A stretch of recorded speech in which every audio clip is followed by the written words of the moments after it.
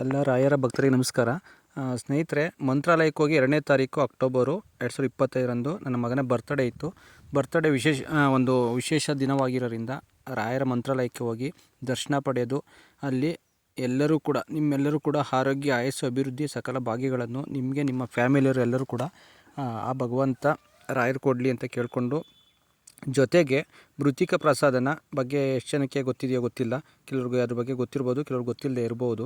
ಮೃತ್ತಿಕ ಪ್ರಸಾದ ಸ್ನೇಹಿತರೆ, ಇದು ಒಂದು ಆರೋಗ್ಯ ಸಮಸ್ಯೆ ಇರೋರು ಕೂಡ ಮನೇಲಿಟ್ಕೋಬೋದು,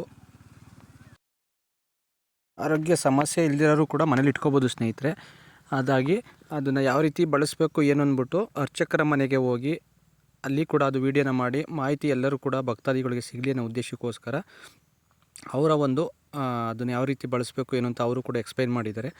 ವೀಣಾ ಅಮ್ಮ ಅವರ ಮನೆಗೆ ಹೋಗಿ ಪ್ರಧಾನ ಅರ್ಚಕರ ಮನೆಗೆ ಹೋಗಿ ಭೇಟಿ ಕೊಟ್ಟು ಅಲ್ಲಿಂದ ಸ್ವಲ್ಪ ತಂದಿದ್ದೀನಿ. ನಮ್ಮ ಯಾರು ಹಿತೈಷಿಗಳಿದ್ದಾರೆ ಮತ್ತು ನಮ್ಮ ಚಾನೆಲ್ ಫಾಲೋವರ್ಸ್ ಯಾರಿದ್ದಾರೆ ಎಲ್ಲರೂ ಕೂಡ ಆದಷ್ಟು ಸಾಧ್ಯವಾದಷ್ಟು ಅವರಿಗೆ ಕೊಡಬೇಕು, ಅವ್ರಿಗೂ ಒಳ್ಳೆಯದಾಗಲಿ, ಅವರ ಫ್ಯಾಮಿಲಿಗೆ ಒಳ್ಳೆಯದಾಗಲಿ ಅನ್ನೋ ಉದ್ದೇಶಕ್ಕೋಸ್ಕರ ತಂದಿದ್ದೀನಿ. ಖಂಡಿತ ಪ್ರಸಾದಕ್ಕೆ ಯಾವುದೇ ರೀತಿ ನಾನು ಅಮೌಂಟು ತೊಗೊಳ್ಳಲ್ಲ.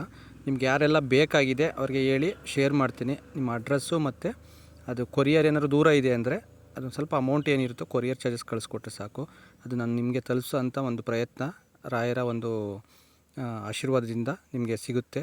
ಹಾಗಾಗಿ ಯಾರೆಲ್ಲ ಬೇಕಾಗಿದೆ ಏನು ಅಂತ ತಿಳಿಸ್ಕೊಡಿ.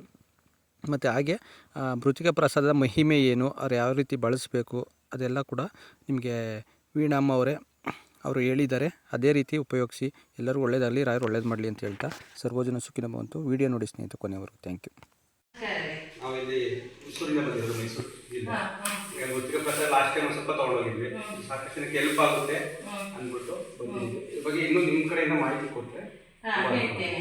ಇದು ನಮ್ಮದು ಮೂಲ ಅರ್ಚಕರ ಮನೆಯೇ, ಪೂಜಾ ಪವನಾಚಾರ್ಯ ಮನೆ ಅಂತ ಹೇಳ್ತಾರೆ. ಮೃತ್ತಿಕ ಅಂದರೆ ತುಳಸಿ ತೋಟದ ಮಣ್ಣು. ವರ್ಷದಲ್ಲಿ ಒಂದು ಬಾರಿ ಆಷಾಢ ಮಾಸ ಹುಣ್ಣಿಮೆ, ಗುರು ಪೂರ್ಣಿಮಾ ಅಂತ ಬರುತ್ತಲ್ಲ, ಆದರೂ ಸಹ ಭೂಮಿ ಪೂಜೆ ಪುಣ್ಯವಚನ ಮಾಡಿ ಆ ಮಣ್ಣನ್ನು ತೆಗೆದು ಬಂಗಾರ ತಟ್ಟೆ ಮೇಲೆ ಹಾಕಿ ರಾಯರ ಬೃಂದಾವನ ಮೇಲೆ ಇಡ್ತಾರೆ. ಗುರುಗಳು ಸ್ಪರ್ಶ ಆಗಿರುತ್ತೆ, ಅದೇ ವಿಶೇಷ. ಅದು ನಾವು ಕೊಟ್ಟಿದ್ದನ್ನು ನೀವು ಮನೇಲಿ ತೊಗೊಂಡೋಗಿ ಒಂದು ಡಬ್ಬೆನ ಹಾಕಿ ದೇವ್ರ ಮನೇಲಿ ಇಟ್ಕೊಳ್ಳಿ.